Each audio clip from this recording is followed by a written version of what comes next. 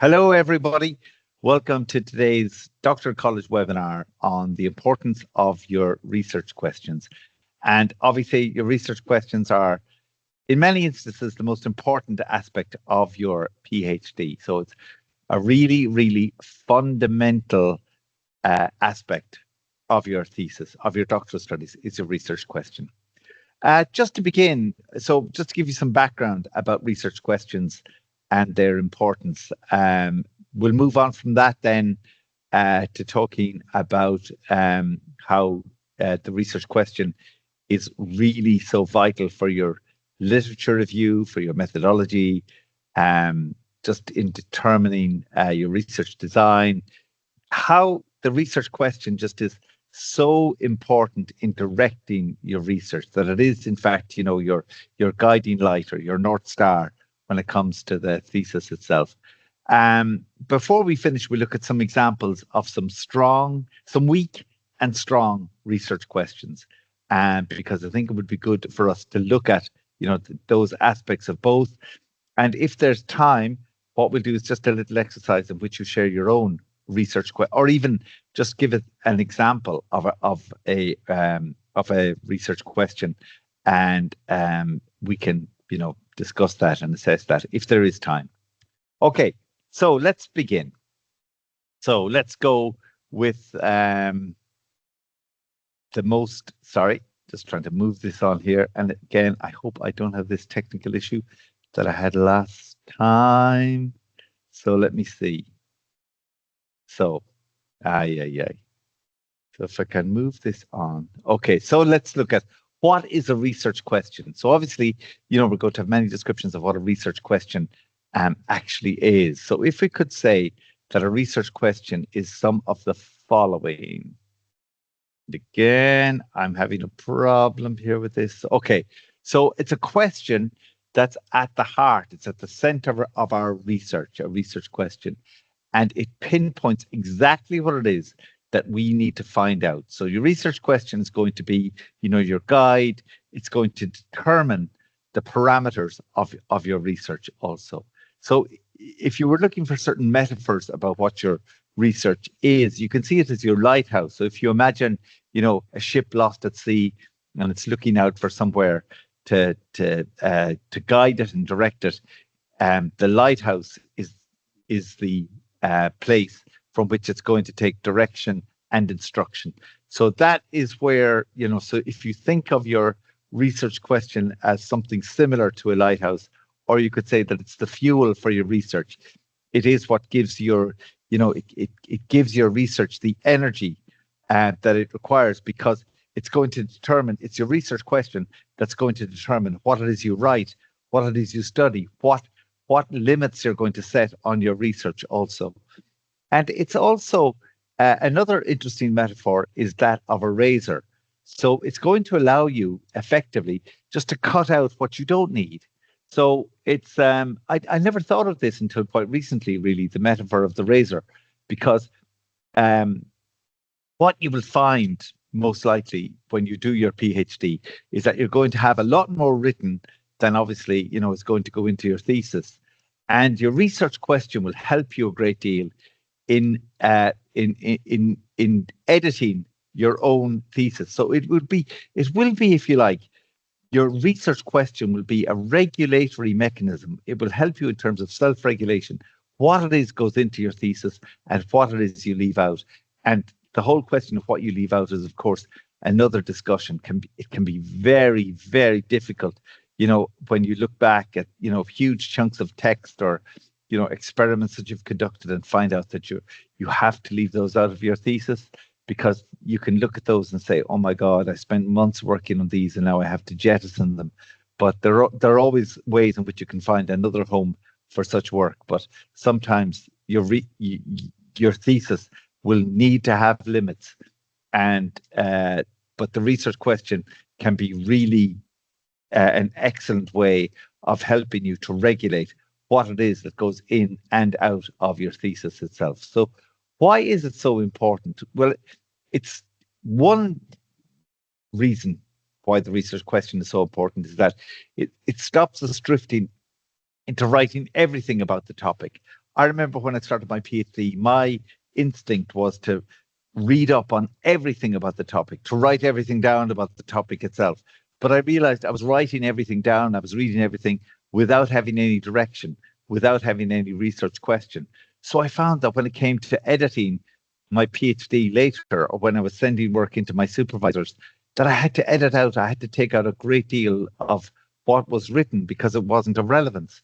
So a research question or research questions will stop this drift. It will stop you getting into what Hugh Kearns calls readitis, where you're reading everything about the topic, or just where you're writing everything about the topic. And it gives direction to your writing. Okay, it helps you move from describing to analyzing a topic. And we'll see how, we'll see later in the differences between weak and strong research questions about why a research question will need to be something which will help you analyze a topic. So it can't be something that's quite simplistic, or that it's something that's going to lead to a straightforward yes or no answer. It needs to be something with certain parameters around it, with certain characteristics and criteria behind it. So, but the main thing is that the research question stops you from describing an issue or an area or a topic to analyzing it. And it stops you getting lost. That's the real thing. As I said, like a lighthouse, it gives your work, it gives it purpose and focus.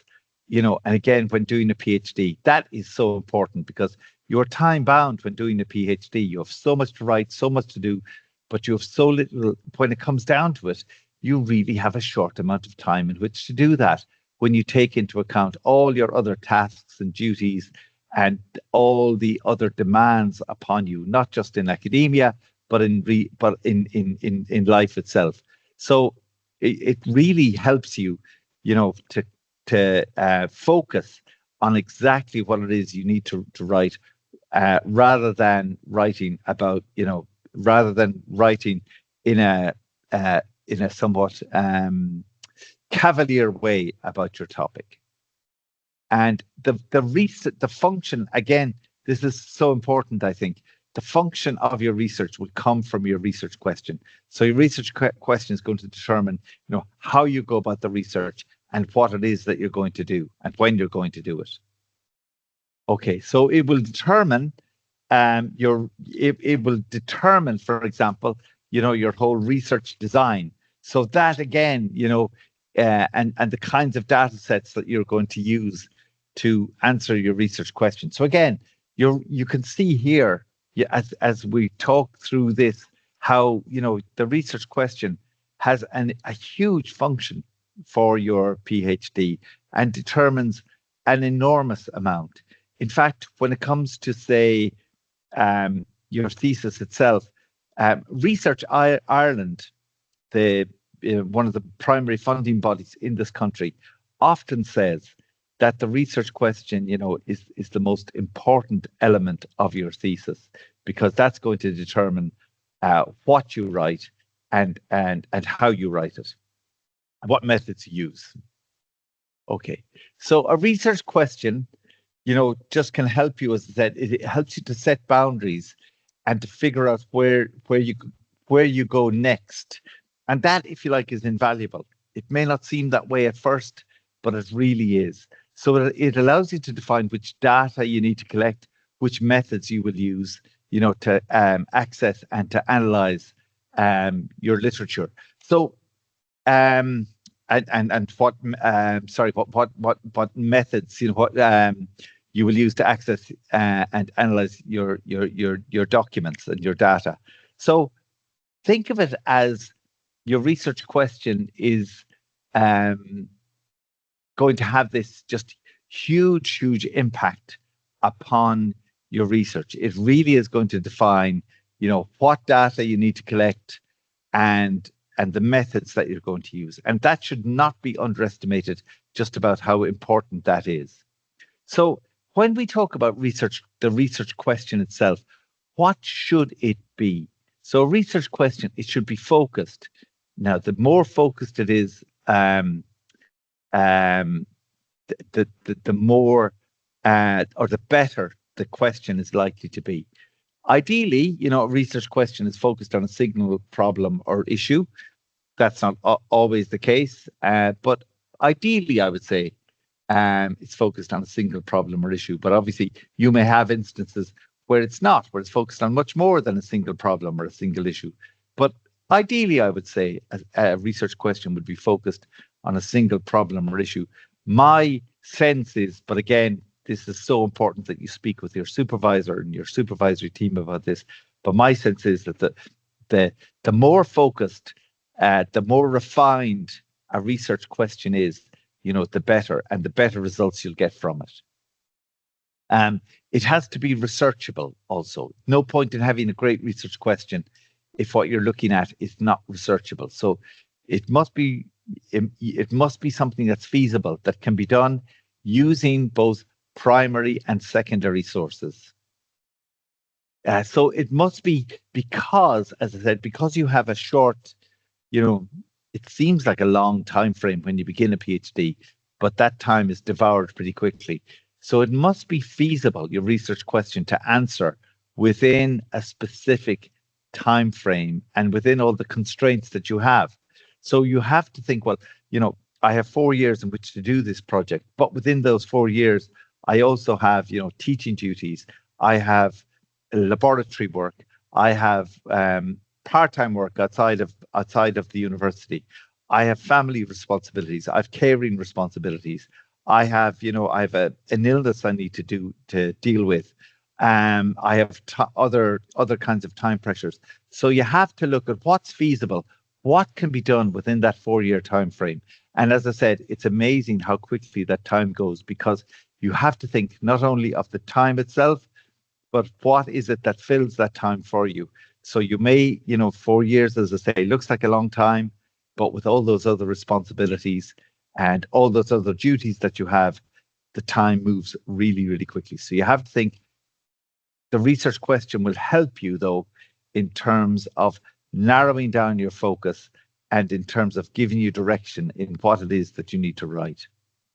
And a research question must also be specific enough to answer thoroughly. So you have to, so it must be specific, but not simply specific so that it's going to elicit a simple yes or no answer. It must be specific so that it can be answered very thoroughly. And it should be complex enough to allow you to develop your answer throughout the thesis. And one of the joys of doing research is the level of, well, I would call it surprise. Some other people might call it exasperation. You could call it both, actually. But sometimes one of the joys of doing research is just being surprised in your findings. I remember when I began my PhD, I thought, okay, well, yes, I have a research question, and it's simply a case of a yes or no answer here. But thankfully, what I was able to do was I was able to refine and to hone and to just change around and my research question, and went through many different iterations. And what it did allow me to do was to develop the answer throughout the thesis. And I found throughout the duration of my thesis that I was continually surprised with what I was finding. So it actually, so I realized then that the research question I had actually was complex enough to allow me to allow the answer to develop. And I realized that the answer was a lot more complex, a lot more ambiguous, a lot more multifaceted than I would have thought at the beginning. But that's one of the joys of research. It can be exasperating, because then you realize that you have another tranche of work to do in order to develop that answer further. But that, if you like, is it is actually one of the great joys of research, is doing something which surprises you along the way. And so the research question, obviously, and this should be, so self-explanatory to you, that it should be relevant to your field of study, and if you like, it should be relevant to society, or it could be that what you want to do also is to show it's that your research is going to have an impact. And one way you can do this is to write up a research question, that's going to have in which your research is going to have, impacts or benefits for not just for your field, but for wider society also. Ideally, that would be the case, but obviously that's not always going to be the scenario. Oh yeah, just to point out there that when I said complex, it didn't mean complicated, just complex enough to allow you to develop the answer throughout your thesis. Okay, so how to write a research question. And again, this is where it would be great to hear from you about your own research questions. So I would say, keep in mind when looking at these at this presentation, just about your own research question, and think about, what are your research questions? Have they been developed and redefined, and have they gone through many reiterations already? Or in fact, do you have a research question? Because or do you have, a satisfactory research question? Okay, so let's start off with this. How to write a research question. Okay, first of all, you could say one way to do this is to choose a broad topic. Think of your area and think of that, just as a broad area, and think of the field in which you were in, the discipline in which you're in, and then from there, we'll begin to narrow this down. So write down then what you know about that particular topic. Okay, so this would be you, say, before you defined your own research question. I would say then, when you are looking at, or when you're writing down what you've known about this topic, then to discuss or look at, what are the disciplines involved in that topic, and who are the main or the primary researchers in that particular field. So that's always good to, so write down, what the topic is, what you know about the topic, what discipline it belongs in, what disciplines it belongs to, or what disciplines, are involved in this topic, and, who the main researchers are that you know of in the field. Okay, so from there we can develop it further.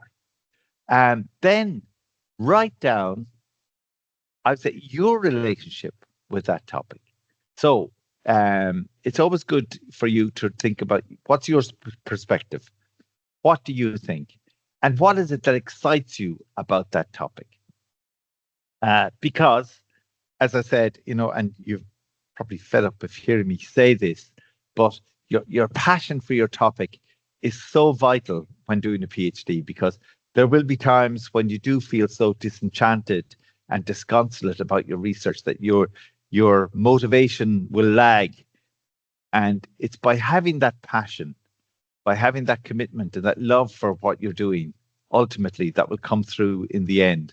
So there will be days, possibly, when you hate your PhD, hate looking at it, hate the idea of actually getting up out of bed to face another day, staring at a screen, thinking of what it is that you have to write about a topic that you are sick to the teeth of. So that is where, it's when you think of what it is that motivated you in the first place to do your PhD, the passion that you have for that topic, that will help you to see you through and to get out the other side and to rekindle that passion that you first had for your PhD. So that is why it's good, to write down what it is that excites you about the topic, particularly when it comes to writing your research question. So, and then once you've done all that, it's always good to do some preliminary research, to find out about, what are the debates and what are the issues in that particular area relating to that particular topic. So find out, it doesn't have to be anything extensive, but just try to seek and ascertain what are the main, debates, what are the issues relating to that particular area. And then what you should try to do is find a particular aspect of that topic that really stimulates you, that you think, okay, maybe I could do some research in this area, and try and narrow that down to a specific niche, that you want to focus on. So again, it's not that it's not as easy maybe as it sounds here, but it's just, if you do some preliminary research into the topic, and find out, what it is that motivates you about it. If you know who the primary researchers are in the field, if you know also, into which discipline it belongs, and then if you can narrow that down to something that you really want to focus on, then what's really good in terms of your research question is to identify a research problem that you will address. And from your research problem, your research question will evolve. So think of what your research problem is going to be, and think then of how you can begin to address that. So it can be something practical, or it can be something theoretical, but think of what the problem is. So identify, what is the problem? What is the research problem that I'm going to address? And as I say, from that research problem, we can then discern the research question. So when you have a clearly defined research problem, then what you need to do is just write out, the how and the why questions on that. So then I would say reflect on whether your questions are complex, and are they focused? Are they complex? Then from that, I would say think about exactly what it is that you want to know, and how what it is that you want to know will contribute to resolving the research problem. And it's at this stage, I know that probably sounds more complicated than it should be, or probably more ambiguous than it should be. But it's when you have, a clearly defined problem, and you begin to ask, and with that research problem, you then ask, a how or a why question. That really helps you to narrow down your focus, and to help you to think about what it is exactly that you want to know in your research question, and how that question will help you to resolve the research problem. Okay, so at the end of all that, ask yourself if you are still interested in this topic, and ask yourself also, okay, so if I can assume that after doing all that, you're still interested in your topic, then ask, well, is this researchable? Can I actually do research in this area? Is it feasible to do so? And then think about, well, what information will you need in order to answer that question? So will you need primary sources, secondary sources? Will you need to look at archives? Will you need to conduct experiments? Will you need to do a lot of laboratory work? You have to think and assess, how it is that you're going to actually resolve or address that research question, or try to answer that research question. Okay. So it's also important to think about, the way that you frame, or if you like, that you write your research question, will depend on what your research is trying to achieve. So think about, you have to think about, well, what's my research trying to achieve? What am I trying to answer here? And it's when you think about it in those terms that will frame the question. So, if you're thinking about, say, research into the effect of, say, for example, you have an idea for a topic like the effect of social media on the mental health of teenagers. But obviously that's too broad to look at. So you would begin to narrow that down, and then you would look at, who are the scholars in the field, who are the, what kind of data collection methods would be involved. But you would look at, what's the problem here? What is the research problem? And from that, then you would begin to look at it in terms of how and why, and begin to formulate a research question. But the question that you write, will determine, what the research is trying to achieve. So think about, what is your research trying to do? Okay, so I'm trying to look at the effect of social media on teenagers. That is way too broad. You have to think then of narrowing that down, and I'll give you some examples in a moment or two of how to narrow down a broad question and to make it more focused, more researchable, more feasible, and more complex, yes, but one that will deliver, that in which the answer will develop as you get into the weeds of your PhD. And it's something that will, be allow you then to do something which will make a contribution to knowledge.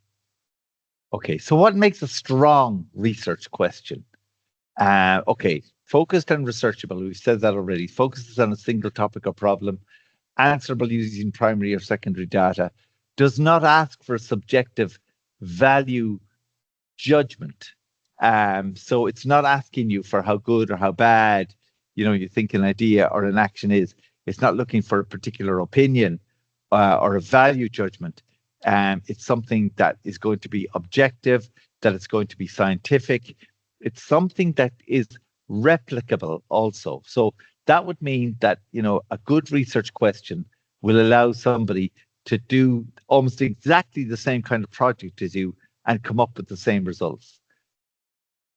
So also, it needs to be feasible and specific. So what do we mean? And like I said earlier, answerable within practical constraints. It uses specific and well-defined concepts within the whole realm of academia. It does not ask for a conclusive solution, policy, or course of action. So think of that in your, in your research question. So your research question has said the answer will become discoverable over, while you're delving into your research, while you're, as you're conducting your data analysis, as you're doing your methodology chapter, your literature review obviously is going to have a huge impact on what you're, on the gap that you're trying to address. So you have to think of your research question. Yes, it's your guide, but it's got to be, if you like, something that's feasible and specific, and it's focused and researchable, and it's not going to give you a simple yes or no answer. Okay, that was from. So what makes a strong research question? So also here's that word again, complex and arguable. Can't be answered with a simple yes or no. It can't be answered with easily found facts and figures, because you have to think of, what's the actual, why do a PhD? You're doing a PhD because you are trying to discover new knowledge. You're trying to create new knowledge. You're trying to make a contribution, a contribution to your discipline, a contribution to practice, a contribution to the field. You're trying to make a contribution that will be an original contribution to the literature in your field ultimately. So that's not something that can be answered with easily found facts and figures, because then that's not an original contribution. Then that's not new. Then that's not new. That's not research. If it's there, if it can be easily found, it must be complex and it must be arguable. And this is what you're doing. You're doing something new, which again, is so exciting, but also equally can be exasperating as well. Okay. So, and also a research question, being complex and being arguable, that allows, that means that there's scope there for deliberation. So it's not something simple, so you're not just doing something which has, a simple, you're not dealing with just a simple problem. It's something that will allow for both your supervisor and your supervisory team to engage in a lot of debate and deliberation A lot of choices are made throughout a PhD in terms of what you include in terms of, say, your literature review, your methodology, your data collection methods, your research design. You have to think of, say, that you're doing something very complex, very difficult, but it also means that, between your supervisors and yourself, there's going to be a lot of debate, a lot of deliberation. It doesn't necessarily mean argument, but it just means, or contestation, but it just means that, your research is something that is complex. It's something that is new. It's creating new knowledge. Therefore, it will provoke debate and deliberation, as it should do. Okay. Your research question should also be relevant and original. It should address a problem that is relevant to your field and to your discipline. So make sure, that if you're in, the business school, that you're not addressing a problem that is, to do with physics, unless, there's some crossover between business and physics, for example. So you have to make sure that it's relevant to your field, to your discipline, because that's where your specialists will be. That's where your supervisory team will have some expertise in. So there's no point in you being a business student or business researcher and, doing something in physics when your supervisors are going to come from the School of Business. So just make sure that the problem that you address is relevant to your field and your discipline, and that it contributes. So you're making a contribution to, to a ideally it would be, say, a topical. You'd be making a contribution to a topical academic debate or a topical social debate, but sometimes that is not the case. And in fact, I would say often it's not the case. That's, your research question is contributing to a topical social or academic debate. But just make sure that your research question has not been answered before. That's the really important thing.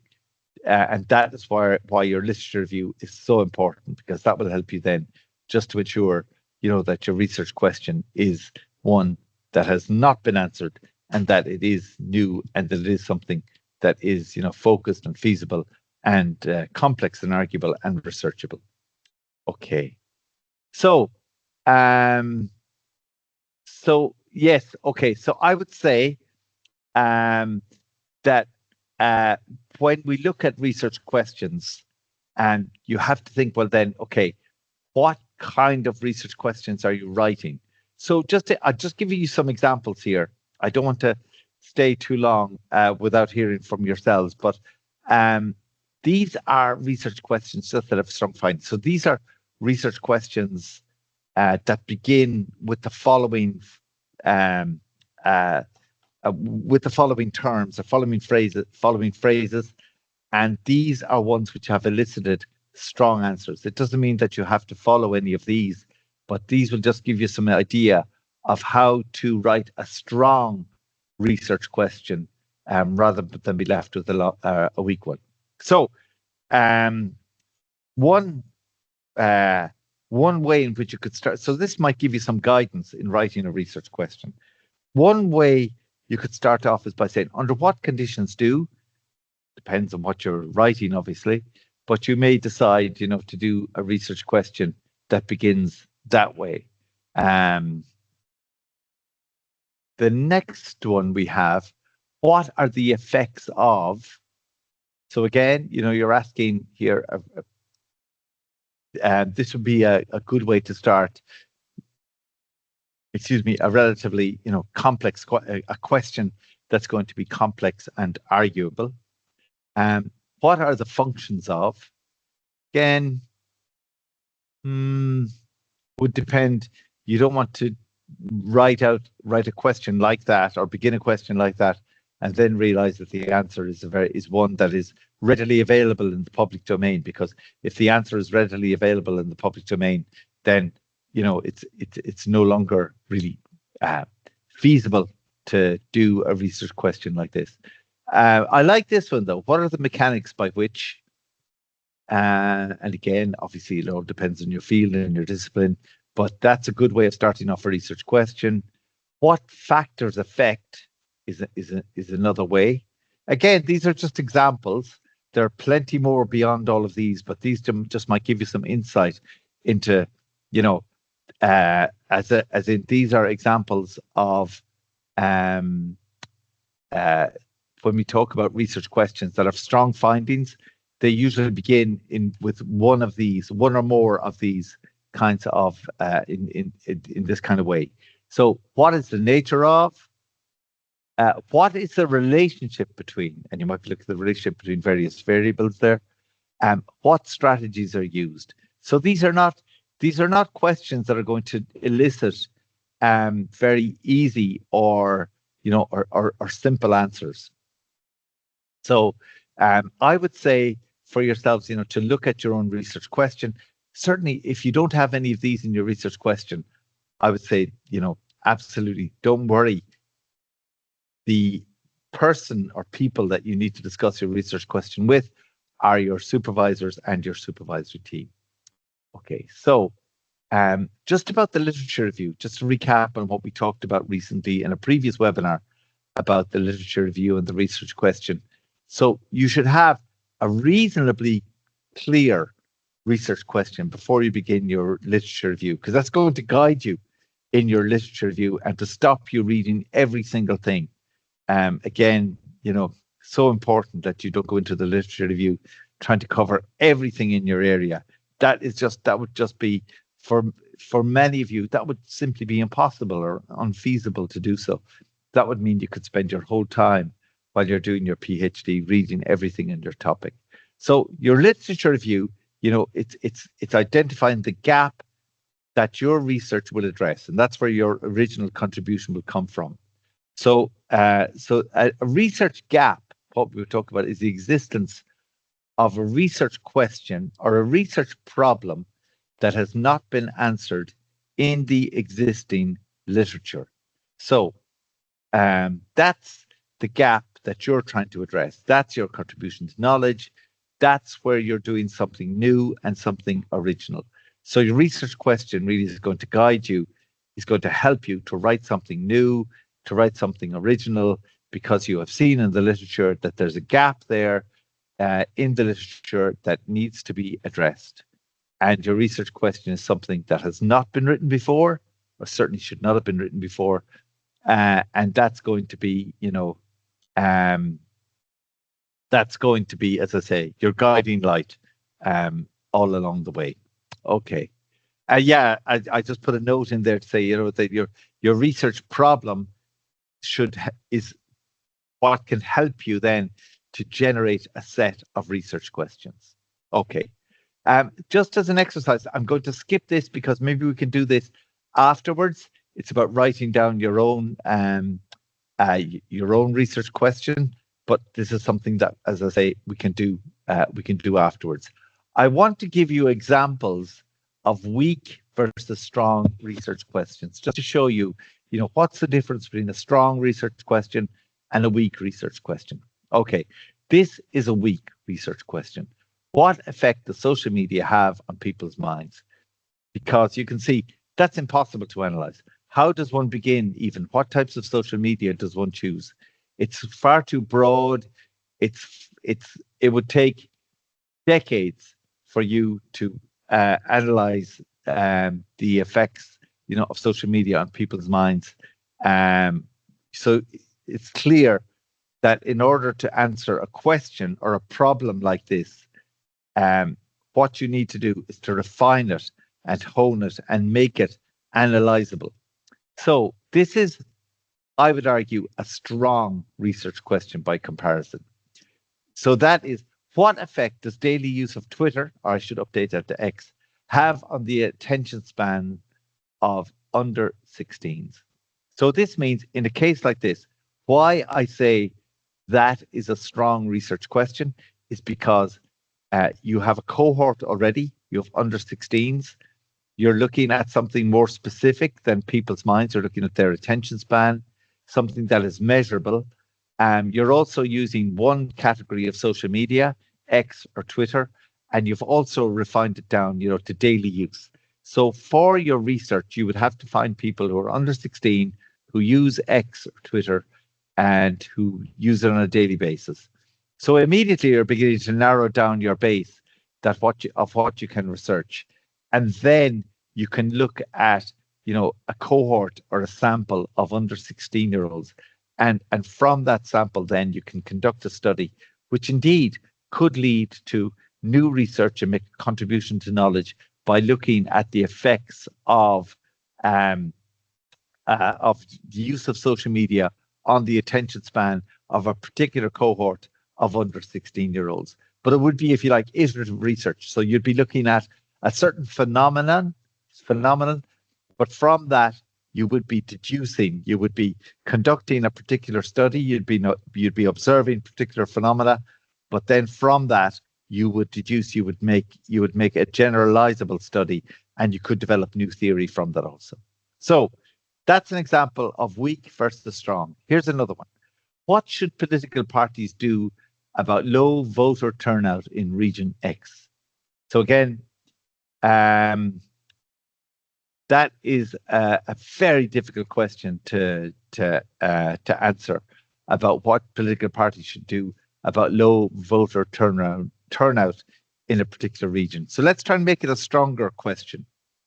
What are the most effective communication strategies for increasing voter turnout among under 30s in region X?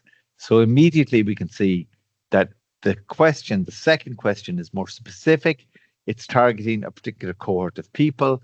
It's looking at one particular means of doing so, which is effective communication strategies. And it's also talking about not just about low voter turnout, but increasing voter turnout with a specific cohort. So it's immediately, we can see it's not perfect, it's not ideal. I can see a number of flaws in that, but it's still a better and stronger question than the question in red, which is a very weak question. Okay, just another example. Again, so difficult to compare and contrast this. Does the UK or the US have a better healthcare system? Again, we could write a nice, piece for a newspaper or for for a blog about this. But if you really want to do it, as part of a PhD, and to really look at it in a more specific way, or in a more feasible or researchable way, what you could do is something like this. How do the US and UK compare in health outcomes and patient satisfaction among low-income people with chronic illnesses? So again, when you take a particular cohort and you assess and you compare and contrast the outcomes of people, and here we're looking at a cohort of low-income people, because low-income people are the most likely, to have, if you like, onerous health outcomes in terms of the general population. Their rate of things like, heart disease and other illnesses tend to be higher in low-income families and low-income people. So here we have a metric, a way of measuring the health systems of both the UK and the US by looking at the health outcomes. So what are the outcomes for patients, for low-income patients in both of these jurisdictions? And so not just looking at patient outcomes, but patient satisfaction also. And you're looking at low-income people with chronic illnesses, and that gives you a particular specific cohort that is, measurable, researchable, feasible, but complex enough to provide you with a research question that is going to make a contribution to knowledge. So another weak question, I would say, is where do the majority of immigrants to Germany come from? Again, you see why that's a weak research question. It's not a bad question. If you're looking for information, it's a really interesting question. Where does the majority of immigrants to Germany come from? But it would take 5 minutes to find out where the majority of immigrants to Germany come from, because the equivalent of the Central Statistics Office in Germany would have that information to hand. they would look at census data, they'd look at migration figures, and they would look at, the amount of, they would look at share of the non-German population and where, the most of those immigrants come from. So that's very easily done. Any of us could do that. We could do it from the desk here. We could not solve that, but we could find out that information within a couple of minutes. So immediately we could see that's a weak research question. That's not going to teach us anything new. It's not going to make a contribution to knowledge. It's not going to add anything to the discipline. It's not going to be something that is researchable or complex or arguable, because simply the information is literally at our fingertips. However, this is a better question, a stronger question. If you ask, what are the similarities and differences in the experiences of recent Turkish, Polish, and Syrian immigrants in Berlin? So immediately we have, we have made the question much more specific. We've made it about Turkish, Polish, and Syrian immigrants. We have talked about them as recent immigrants, so it's not immigrants who are in Germany for a long time. We've narrowed it down to Berlin, and we've looked for similarities and differences between them. So when we talk about recent immigrants, we could talk about, recent immigrants meaning the last 5 years. So if you emigrated, if you came to Berlin, say more than 5 years ago, then you wouldn't be a participant in the study. But this kind of research question allows us to answer something much more specific, much more feasible, and it's a much more researchable question than the one about where did the majority of immigrants to Germany come from? Because, as I said, we know that answer, almost immediately. Okay, so I'm just going to, I have another one there, but I'll just to recap, just to finish, I'll just say to recap that research questions should be clear questions which guide your research. They should help you synthesize and present your unique argument, because what you are presenting should be a unique question, a unique argument, one that has never been asked before, meaning it's never been answered before, meaning you're making, you're creating new knowledge, you're making a contribution to your field or to the literature. The question should not be too vague or too general or too simple, like we saw that there about, where do the majority of immigrants to Germany come from? That's a very easy question to answer. So they shouldn't be too vague or too general.